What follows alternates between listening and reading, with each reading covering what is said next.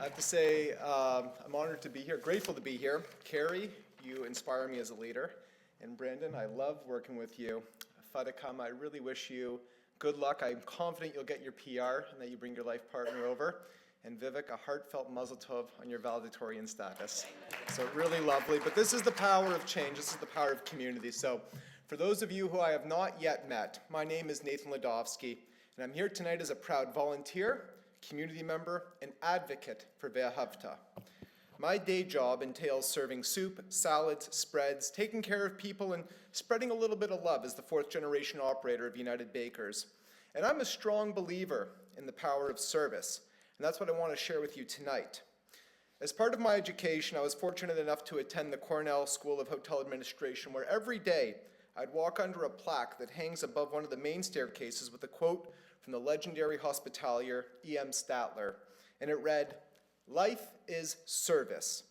The one who progresses is the one who gives his fellow man a little more, a little better service. To truly progress in life, you gotta give." And that's precisely why Ve'ahavta is so dear to my heart. Ve'ahavta's name, as Carrie alluded, comes from the Jewish expression Ve'ahavta l'recha kamocha, to love your neighbor as yourself, and that inspires. My involvement with Ve'ahavta started when I was about 16 years old through an organization called The House, which at the time was led by the amazing Rabbi Lipner. And my involvement included sorting supplies, making sandwiches, volunteering on the outreach van. At the time, I was working after school as a busser and a dishwasher, and being able to put my hospitality skills to work wrapping sandwiches was exciting, not just because I enjoy cutting bagels, but because I knew the outsized impact that these sandwiches that we were making would have. And when I would go out on the van, I quickly realized that the sandwiches we packed earlier might be the only meal that some of the clients would be having that day. Flash forward to February 27th, 2014. It was a Thursday.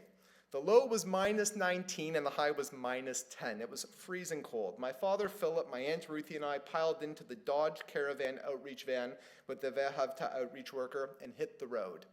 But what made this evening different wasn't just that I had my father and my aunt with me on the outreach van. What made it different was that we had in the back of the van containers of piping hot pea soup.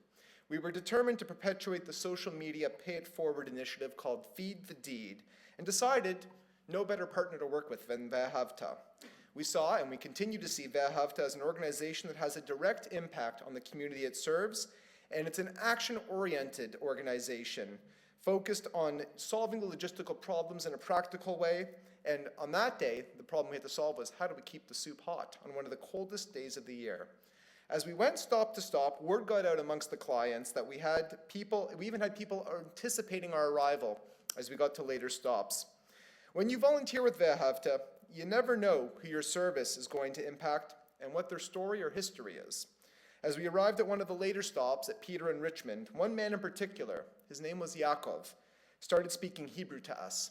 And without judgment, without prejudice, that evening we served dozens of clients, and in exchange for filling their cup, our cup was filled with nachas, with joy. As the years progressed, I saw my involvement with Ve'ahavta grow, and as a volunteer, I got to see Ve'ahavta grow as well. As the organization moved from their location on Bridgeland to their current facility on Chesswood, and they swapped their Dodge Caravan for a Sprinter vans, plural, the ones that you see today, I saw the organization undergo a significant evolution. I specifically saw a desire to change to meet the growing demand, a desire to evolve to better serve their clients, and a desire to maintain their values of tikkun olam, repairing the world. I distinctly remember the professionals at Ve'ahavta asking me for advice on hot food holding. The thermal containers that we had used for the pea soup way back in 2014 weren't cutting it anymore. They needed to ensure that the food going to their out-house clients maintained a temperature above 60 degrees Celsius, a safe holding temperature. They were applying best practices that I can guarantee you any food inspector would be more than happy with. They are really at the cutting edge there. In November of 2020, my Aunt Ruthie and I facilitated a soup-making seminar with Brandon and Carrie during the pandemic, and it was held online. And from Ruthie's kitchen, we live-streamed a workshop, and in the end, each participant brought the soup that they had made to Ve'ahavta for distribution. During a pandemic where we were all separated, Carrie and her team united our community at a time when we sorely needed it. and did so with a mission that extended well beyond the community. And if that's not tikkun olam, I don't know what is. In May of 2024, I wanted to reinitiate the soup distribution that we had with Ve'ahavta, and I connected with Ve'ahavta's amazing chef Kumar, and I truly mean this. What he does in that kitchen, the food he produces, is unbelievable. He is a consummate professional.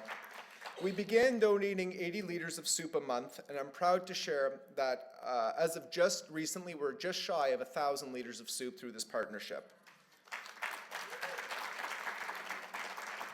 Why Ve'ahavta? Why do I believe in Ve'ahavta? Ve'ahavta is an organization that makes an impact. It's an organization that translates your time, your energy, your donations into direct action. Don't believe me? When you're clearing out your closet, bring some goods to Ve'ahavta, go on the outreach van and watch as those goods go directly to the clients. Don't believe me? Speak to any of their program participants and hear how Ve'ahavta workshops help them secure meaningful employment. Don't believe me? Read their financial reports online. You'll see how nimble and efficient an organization they are. Judaism, my religion, in Pirkei Avot teaches us that kol adam olam, each person is their own world, is a world. And the Hebrew word ve'ahavta means and you shall love, not and you shall like, and you shall love. It's a deeper expression, a phrase that recognizes the basic need we all have, a need to be loved. A recognizance of each person's humanity, and I would argue, an implicit acknowledgement of each person's potential. May we all continue to work together to help each other realize our full potential through service, be it as a volunteer, a donor, or in my case, one bowl of soup at a time. Thank you very much.